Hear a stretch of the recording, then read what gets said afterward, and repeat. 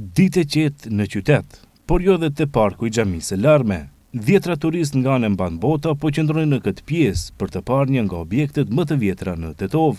Të gjithë mbeten të mahnitur nga bukuria dhe detajet e këtij objekti fetar.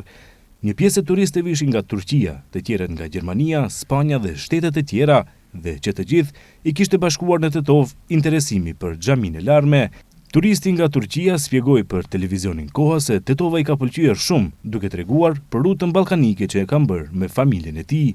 It is very good, like there's a mosque here that's covered with. Është shumë mirë këtu, sidomos xhamia e Larme këtu, me kaq shumë ngjyra. Sot edhe moti i mirë shumë. Ne kemi ardhur këtu me agjencionin turistik. Kemi filluar nga Bosnia e Hercegovina, pastaj kemi ardhur këtu. Pastaj do të shkojmë në Shkup dhe pastaj në Kosovë. Kemi ardhur nga dje këtu dhe do të qëndrojmë këtu edhe një ditë. Tetovën e gjetën në Google dhe më pas vendosën të vinë ta vizitojnë. Kështu thonë turistët nga Spanja, të cilët ishin bërë grup prej 3 personave dhe më pas kishin vendosur që të vinë në Ballkan, por ata asesi nuk mundën ta shmangin Tetovën në këtë trip. It seems nature and clean and with respect. Ka shumë gjelbërim, duket shumë pastër. Kemi ardhur vetë këtu, jo me agjencion turistik. Dje kemi qenë në Kosovë. Nesër do të shkojmë në Ohër e më pas në Shkup. Këto vende i gjetëm në internet, në Google. Ende nuk kemi drekuar. Kemi pirë vetëm kafe.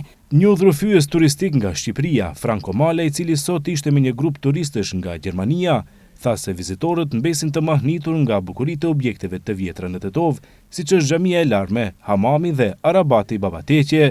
Unë zakonisht punoj me gjerman ose gjermanofon, vim shpesh në Tetov gati çdo 20 ditë. Edhe është një pjesë shumë e rëndësishme e turit që bëjmë neve, sepse ka goxha gjëra për të parë, për të vizituar. Kryesorja është xhamia e Larme, është një nga mrekullitë e Ballkanit për mendimin tim, ose një nga xhamit më të bukura që jo vetëm unë, po çdo turist ka parë. Mbasi një pjesë e mirë e gjermanëve kanë qenë në Iran, kanë qenë në Irak, në vende të ndryshme të linjës mesme në Turqi, por kjo xhami impresionon gjithmonë. Në si është ruajtur. Plus dhe një vlerë e shtuar është dhe hamami. Një nga pak hamamet që mund të vizitohen ende në Ballkanin Perëndimor të paktën.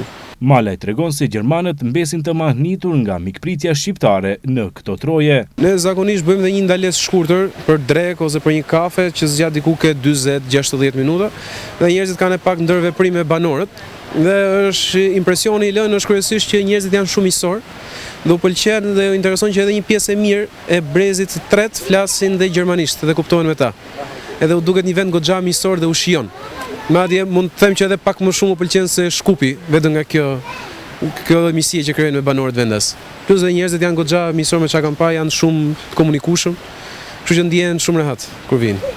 Ndryshe thuaj se çdo ditë në afërsi të Urës mund të shohësh autobus me turist nga anë mban bota që vinë për të vizituar xhaminë e Larme, e cila është ndërtuar për të parën herë në vitin 1495 dhe është ndërtuar më vonë në vitin 1833 nga Abdurrahman Pasha, përderisa vendasit kalojnë çdo ditë aty dhe ndonjëherë nuk e largojnë as kokën për ta parë, xhamia e Larme, e njohur ndryshe si edhe xhamia e Pashës, mbetet një atraksion turistik botror.